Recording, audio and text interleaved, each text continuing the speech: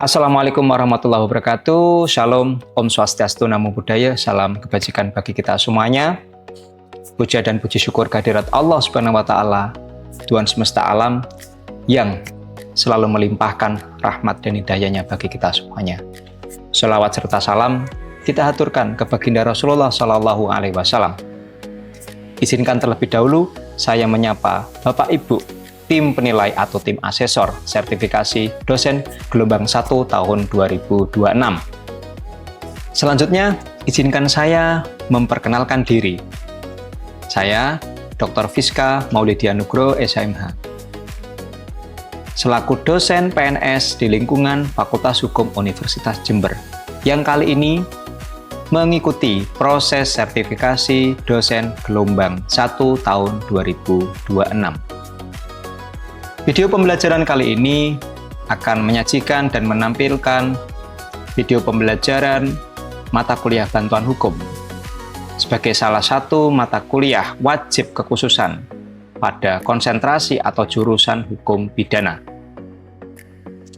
Video pembelajaran kali ini merupakan salah satu syarat atau komponen dalam penilaian PDD UKT-PT sertifikasi dosen gelombang 1 tahun 2026. Saya, selaku pengampu mata kuliah bantuan hukum, akan menampilkan, yakni 3 komponen utama: delivery, interaction, assessment. Selanjutnya, metode pembelajaran juga menempatkan mahasiswa atau berpusat pada mahasiswa.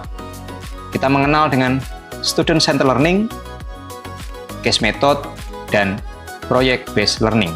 Tak lupa, referensi-referensi untuk mendukung mata kuliah bantuan hukum ini terselenggara dengan baik telah saya upload dan dapat diunduh melalui MMP sister masing-masing dosen maupun juga mahasiswa. CPL mata kuliah bantuan hukum terdiri dari sikap, pengetahuan, keterampilan umum, dan keterampilan khusus. Di samping itu juga terdapat CPMK. Salah satu CPMK dalam mata kuliah bantuan hukum ini yakni adalah mahasiswa mampu untuk menginternalisasi sikap dalam menjalankan layanan bantuan hukum untuk selalu bersikap takwa kepada Tuhan Yang Maha Esa. Pada pertemuan ke-10 kali ini, saya selaku pengampu mata kuliah bantuan hukum telah menyertakan dan mengupload seluruh referensi baik itu book PDF ataupun soft-file jurnal yang dapat diakses oleh mahasiswa melalui MMP Sister yang ada di Sister Universitas Jember. Demikian dari saya. Mari kita lanjutkan untuk menyaksikan video pembelajaran di kelas. Salam, wassalamualaikum warahmatullahi wabarakatuh. Shalom, Om Santi Santi Om, Namo Buddhaya, Rahayu Rahayu Rahayu, salam kebajikan bagi kita semuanya. Baik, Assalamualaikum warahmatullahi wabarakatuh. Waalaikumsalam warahmatullahi wabarakatuh. Selamat siang. Shalom, Om Swastiastu, Namo Buddhaya, salam kebajikan bagi kita semuanya. Adik-adik semuanya sehat ya hari ini? Sehat. Sanggup dan dapat ikut proses belajar mengajar ini ya? Nggak ada yang sakit ya tentunya ya? Nggak ada yang sakit. Nggak ada yang sakit mental ya? Sakit spiritual nggak ya? Selanjutnya, saya sambil berdiri untuk menjelaskan ini. Nampak ya? Dapat terbaca ya? Dan ini nanti referensi ini bisa diunduh melalui MMP, melalui sistem sister for student atau sister yang kalian bisa akses. Pada bagian ini kita dapat melihat gambaran bahwa pemberi bantuan hukum dalam sistem hukum Indonesia itu semenjak ada Undang-Undang Bantuan Hukum sudah diperkenalkan pula, yakni melalui Kitab Undang-Undang Hukum Acara Pidana, ya, tahun 81. Dan kemudian muncul, yakni adalah Undang-Undang Advokat, kemudian Undang-Undang Bantuan Hukum. Nah, jadi sudah jelas ya, ada payung hukumnya pemberi bantuan hukum itu. Dan kemudian di daerah-daerah ternyata juga diamanai untuk menyusun peraturan tentang bantuan hukum. Apalagi di Kabupaten Jember nih, sudah ada sudah ada peraturan daerah tentang bantuan hukum. Dan juga di wilayah tetangga ya, yakni adalah Kabupaten Bondowoso juga sudah ada peraturan daerah tentang bantuan hukum. Jadi bantuan hukum ini merupakan hal yang urgent.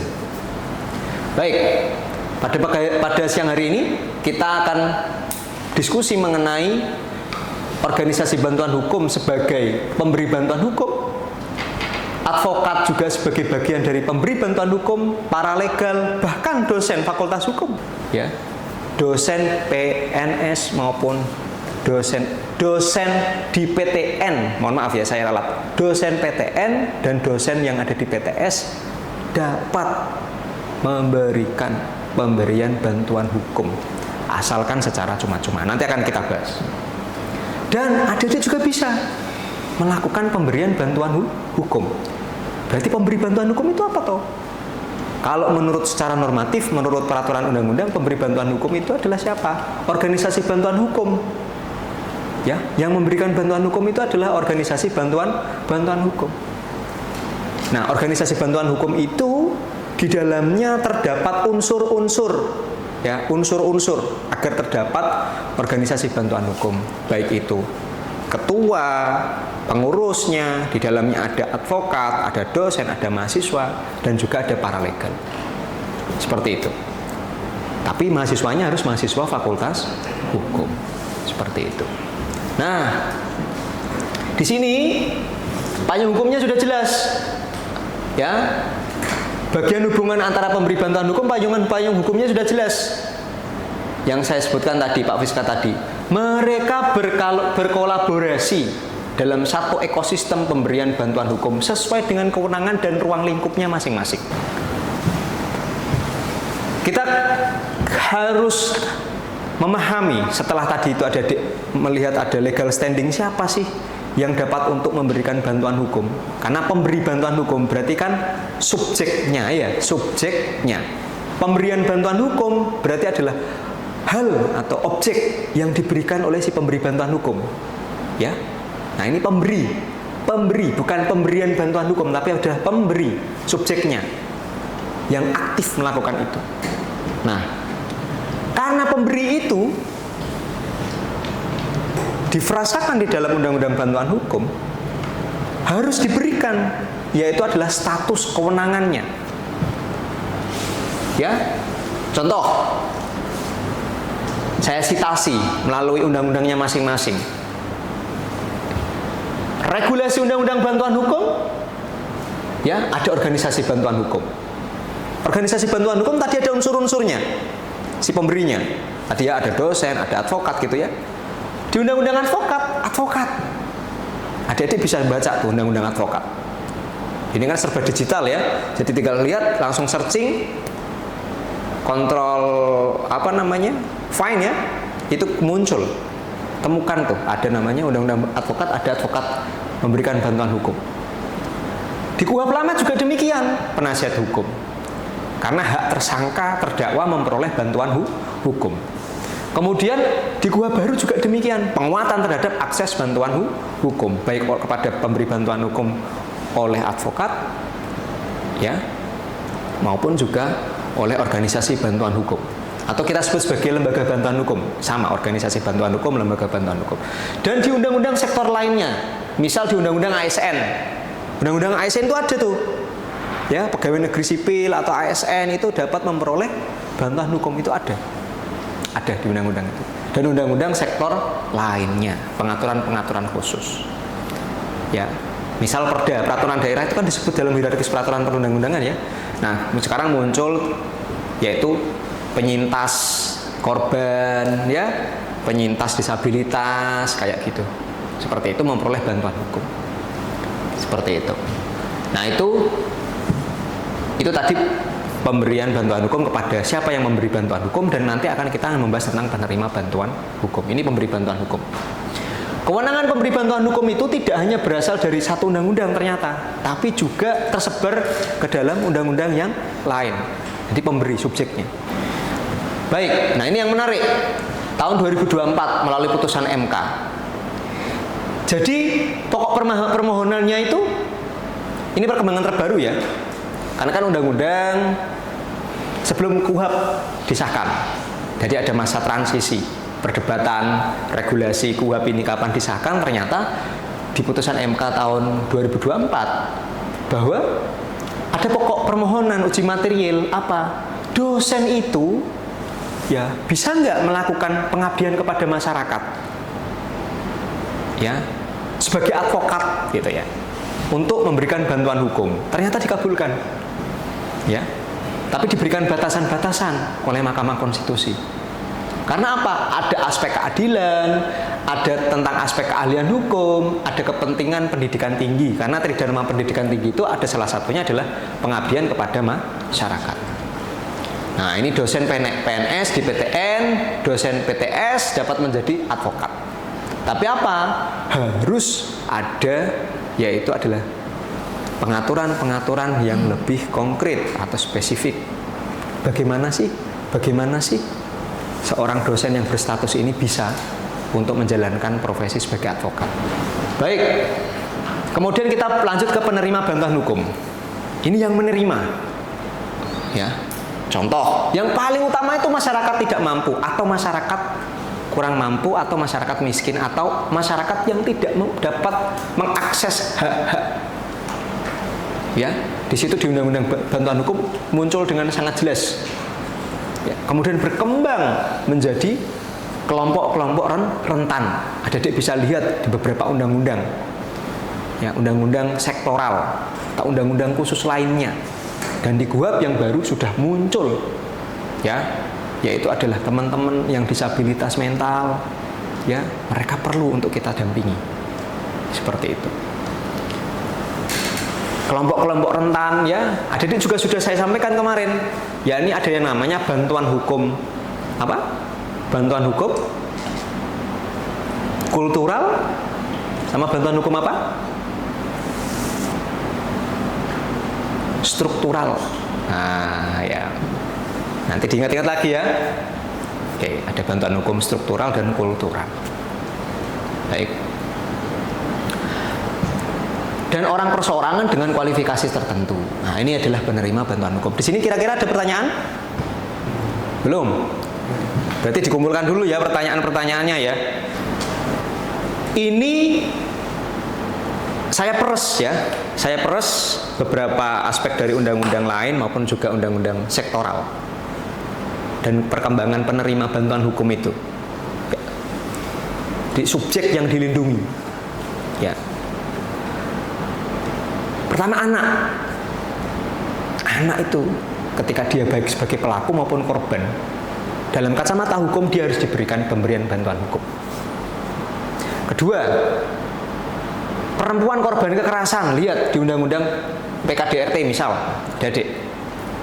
Kemudian penyandang disabilitas yang saya sampaikan tadi. Korban tindak pidana perdagangan orang. Gitu ya.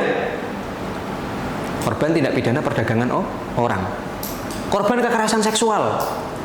Miris sekali ya kita lihat beberapa persentase, kemudian kita lihat di media-media banyak kekerasan seksual yang sekarang marak terjadi.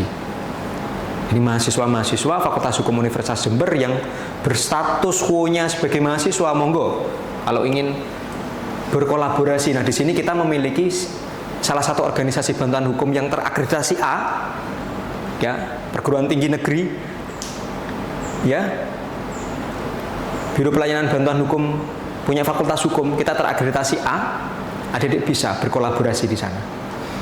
Ya. Dan sepertinya juga salah satu di sini ada yang berkolaborasi juga ya, menjadi salah satu paralegalnya sepertinya.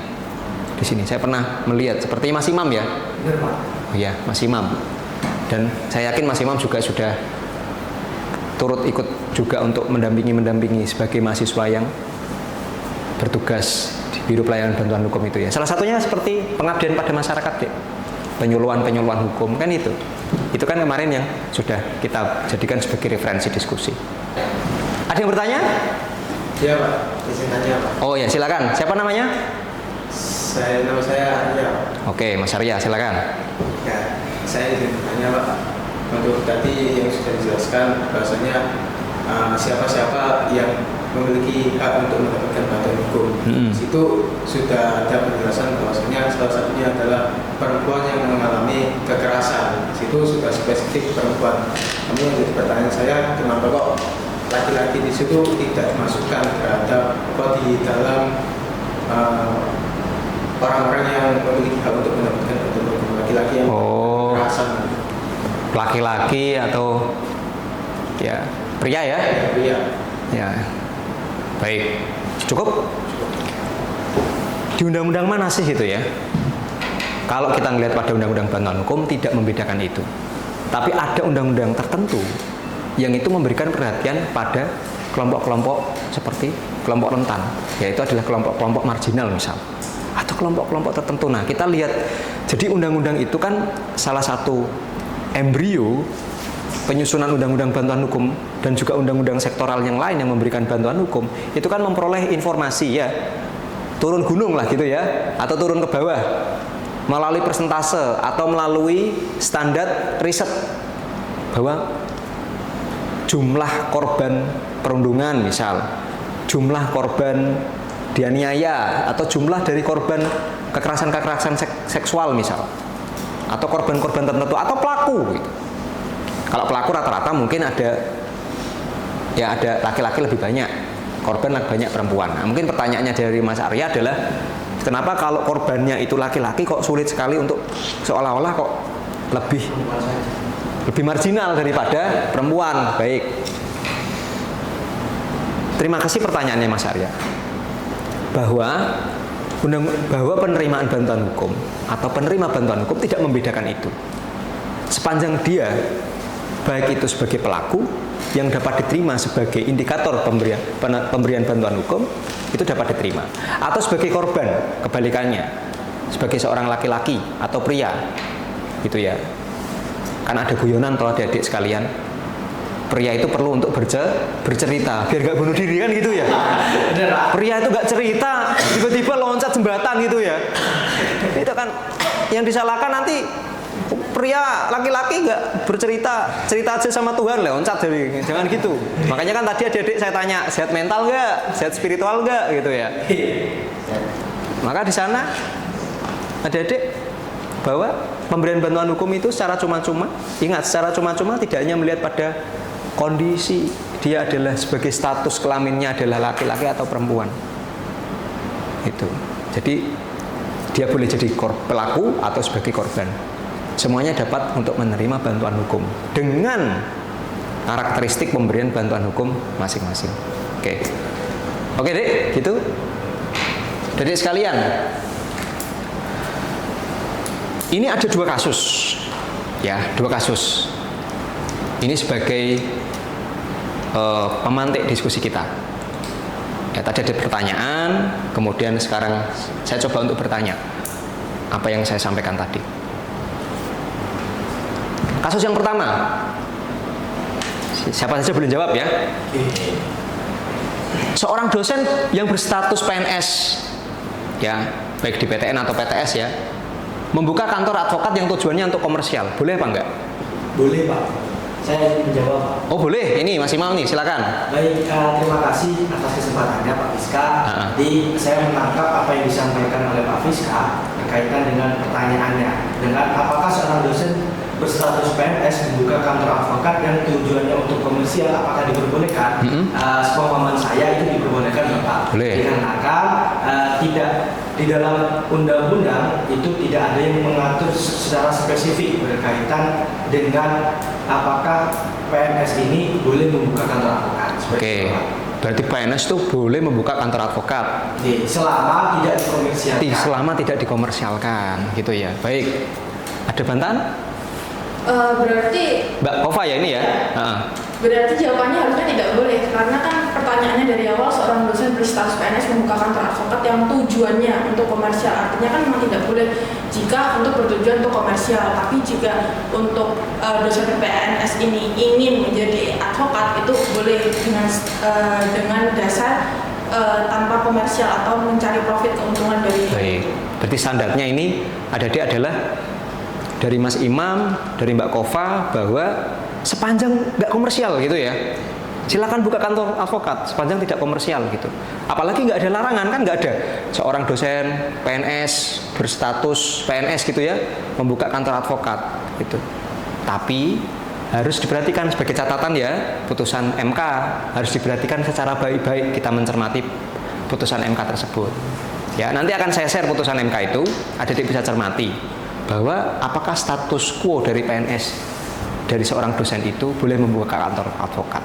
Banyak kok dosen-dosen yang berstatus PNS baik di PTN maupun PTS membuka kantor advokat, tapi sepanjang dia tidak untuk komersial. Banyak seperti itu. Karena hal tersebut tidak secara tegas ya dilarang membuka kantor advokat itu enggak. Nah, yang kedua, korban kekerasan seksual penyintas disabilitas berasal dari keluarga mampu. Boleh nggak dia memperoleh bantuan hukum? Ayo, bisa jawab. Ya, Mas Sakik ya. Izin dijawab Pak. Nah, kembali ke materi yang dijelaskan oleh Pak Fiska tadi, statusnya atau standarisasi ketika korban kekerasan seksual atau penyintas, ya termasuk kan ada aturannya yang spesifik seperti itu Bapak, mengenai korban kekerasan korban seksual penyintas disabilitas itu, karena dia tidak melulu dari latar belakangnya itu orangnya mampu atau tidak mampu, tapi ini untuk pemenuhan haknya berkenaan dengan korban tersebut sedang mengalami kekerasan seperti itu. baik. Apalagi kan klausulnya kan menjelaskan secara spesifik mengenai disabilitas. Artinya kan dalam standarisasi kerentanan itu sudah terpenuhi. Baik, standarisasi kerentanan dan juga disabilitas ya. Urusan mampu tidak mampu itu adalah urusan bagaimana cara menyikapi pemberi bantuan hukum itu. Seperti itu. Good, terima kasih Mas Syakik. Baik, jam perkuliahan hendak selesai ya. Ini terakhir dari saya. Untuk pertemuan selanjutnya kita akan membuat yang namanya adalah rencana FGD. Nah, rencana FGD ini nanti akan kita sertakan di pertemuan ke-11. Kita akan diskusi bersama, kita mengevaluasi pertemuan 9-10 bersamaan dengan pertemuan ke-11 itu kita sisipi dengan FGD ini agar kelas semakin hidup dan adik-adik semakin aktif dan semakin memahami bantuan hukum seperti itu ya. Terakhir dari saya, bantuan hukum bukan sekedar hak bagi pencari keadilan ya, tetapi juga merupakan instrumen negara untuk mewujudkan prinsip equality before the law dan access to justice. Dan apabila Pak Fiska pada penyampaiannya hari ini masih kurang dan juga masih ada kekurangan atau kekeliruan-kekeliruan dalam penyampaiannya dan tidak sesuai dengan paradigma kalian, itu hal biasa di dalam menggapai suatu ilmu pengetahuan. Tentunya saya akhiri, wallahumma fiq ila mithoriq. Assalamualaikum warahmatullahi wabarakatuh. Shalom, Om Santi Santi Om, Rahayu, dan salam kebajikan bagi kita semuanya. Selamat siang, kita ketemu minggu depan. Terima kasih, aplaus buat kita semuanya.